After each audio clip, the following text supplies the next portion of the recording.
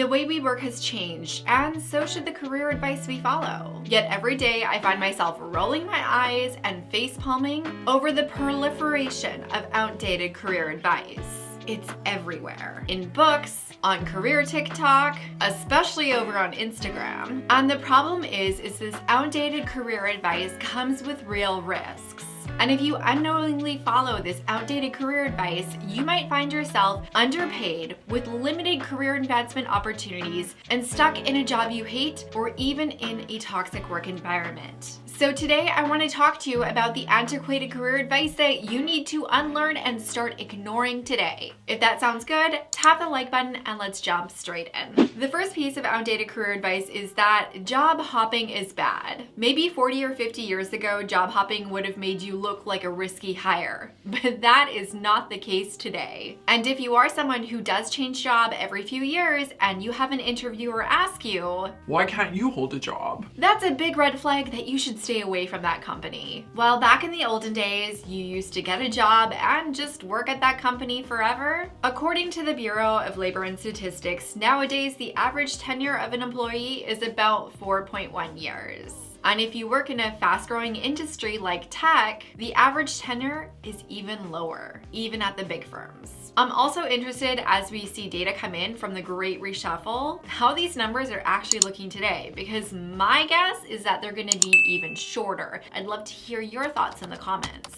The thing is that why would you as an employee be loyal to a company who isn't going to be loyal to you? Compounding all of this is actually a very good reason for you to consider switching jobs. Job hopping is going to grow your bank account. While the average annual inflation increase is about 2%, even in times when we're seeing inflation of 7%, and the typical promotion increase being about 3%, though this can be higher depending on your industry, your company, and all of those variables, of course. On average, getting a new job is going to increase your income by 10 to 20%. And if you're currently underpaid or switching jobs in a competitive industry such as tech, that number can be much, much higher. The opportunity cost of staying in a job that isn't promoting you, isn't giving you pay increases, or is a toxic work environment can be massive. I've worked through these numbers with some of my clients in one of my programs, and for one of them, it was a $500,000 difference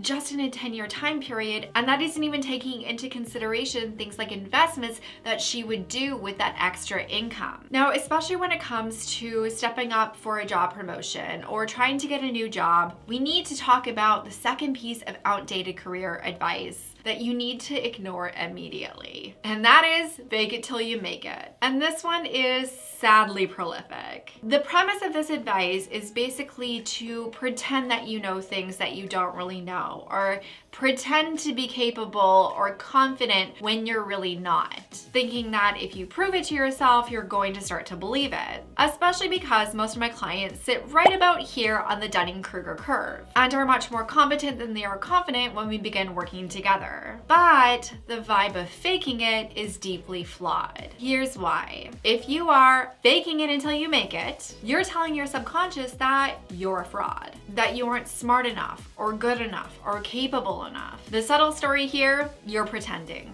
So the actual vibe that you're feeling is a little kid putting on their mom's business clothes, pretending to go to work, where nothing really feels real. And even when you do succeed, it feels fake. This then leaves you with a raging case of imposter syndrome. Now, saying fake it till you make it is flawed career advice that you need to ignore. Doesn't mean that you shouldn't muster up the courage to do the thing that is freaking you the F out. But instead of faking it until you make it, what I want you to do is this. Build your self-awareness and your confidence so that you know exactly how smart, capable, and awesome you are. That self-belief isn't just going to relieve you from feeling like an imposter later on. It's also going to be a career success catalyst. Confidence at work is the key that unlocks opportunities, gets you dramatic pay increases, and makes everyone turn to you for your ideas and your input instead of fighting to be heard. This is so important that I'm launching something new for my career besties, and it's on a super secret pre-sale this week. Since we're career besties, I'll leave the link in the description if you're curious. This leads me to the third piece of outdated career advice that you really need to unlearn, and that is that you need to pay your dues. It's strange to me that when we're in an environment where we are becoming more aware of toxic work environments and the damage that they cause, is that this pay your dues mentality is something that still exists and is preached upon to young professionals. I've seen leaders give unpaid interns demeaning and demoralizing tasks because they're paying their dues. Junior team members who are being given an excessive amount of grunt work in order to prove themselves. And the awful advice that young professionals should say yes to everything at work in order to get opportunities. Corporate hazing is not okay. And when we normalize this whole mentality of paying your dues, what we're really doing is normalizing very toxic behavior at work. So let's get this straight right now. You don't owe an individual or a company anything for hiring you other than to do the job that you said you would do.